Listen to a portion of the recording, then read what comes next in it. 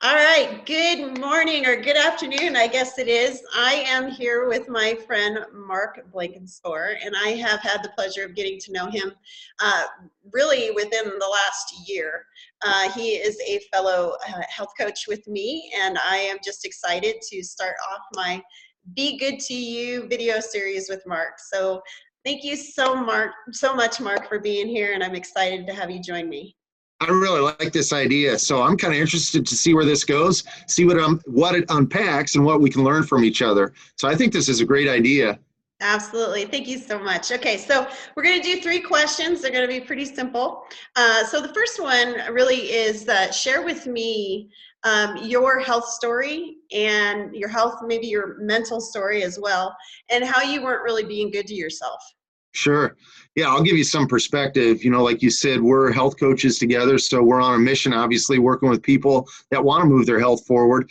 I've been a health professional for 25 years. I'm a physical therapist in Iowa, and I had opportunities to do a lot with physical therapy programming and really enjoyed that, but got a little bit out of balance in terms of being too focused on that and not focusing enough on myself, like I've seen with other peers of mine, other health professionals, where we're in the service industry and we're caring for others, but not caring enough for ourselves. So even your idea of being good to myself or being good to you, I think makes a lot of sense, because over 10 to 12 years, I was getting unhealthier.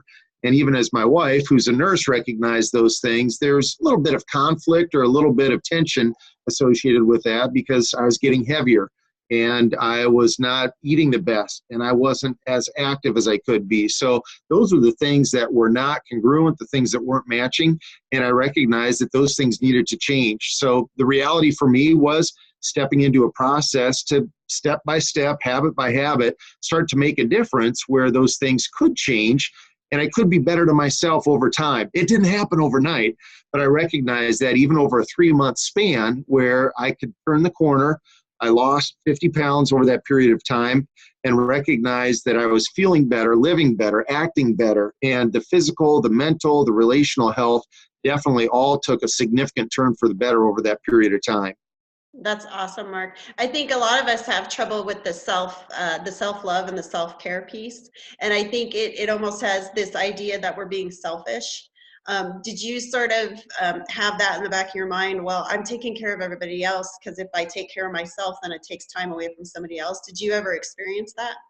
Yeah, I'd say at some level, but for me, I'd also say it was becoming a runaway train where I was so far down the track or off the track that I'm like, boy, I don't know what I can do at this point. And, then the mental, emotional aspect also about, boy, what am I going to do at this point, or how can I do it? And even just the lack of confidence or the lack of self-esteem to make those changes were probably more the hurdle or the limitation at that point. Gotcha.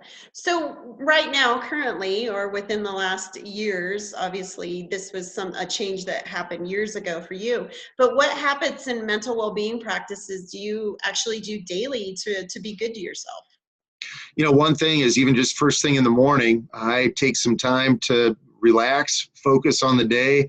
I've got some, you could call it mental health time, some devotional time too, where I have that as the structure of my day that's been put in play. And otherwise, I would just start running. And I knew that was an unhealthy habit, that I'd be running mentally in terms of all the things that needed to happen for the day. So that's been a good thing for me. Another factor that I've done is implemented a simple statement or a simple approach called stop, challenge, choose. So, whether I'm stressed out or I'm frustrated or I'm ticked off about something, I say, okay, Mark, stop, challenge that, and what are you going to choose to do?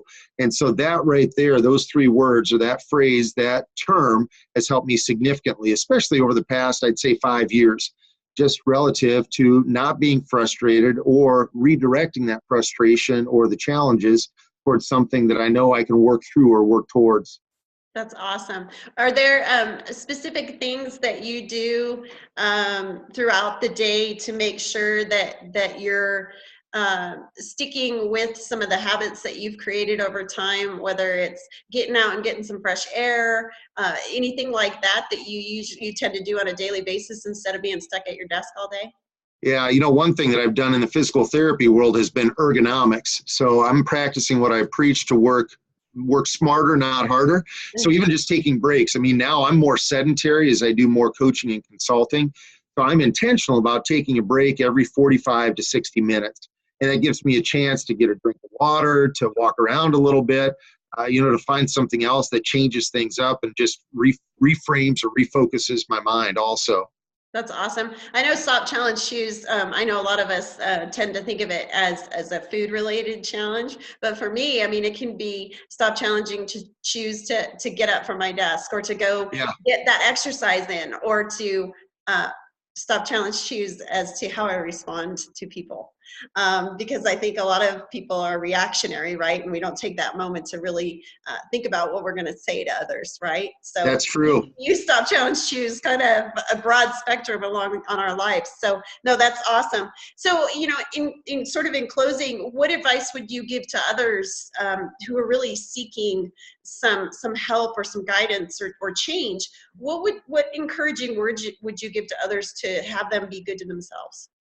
I'd tell them, find somebody else that's like-minded, and I know you've talked about health buddies, find a health buddy, find somebody else that's an advocate or a champion that can be in the game with us, because to do it by ourselves is too much of a challenge. I mean, that was a limiting factor for me a number of years ago also. So I'd say find a buddy, find a partner that you're going to be able to be in the game with, and then, look at things that can be implemented that are simple, habitual things that we can put into play that we know we can do or know we can accomplish. And I'd say those are going to be the key factors to find success or find some wins. Not that we're going to be perfect, but we're going to find things to keep moving forward daily.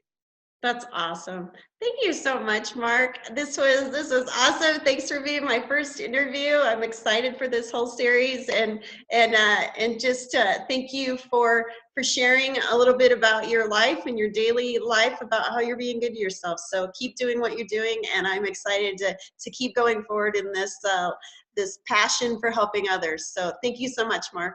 You're welcome. Thank you. All right. Thank you.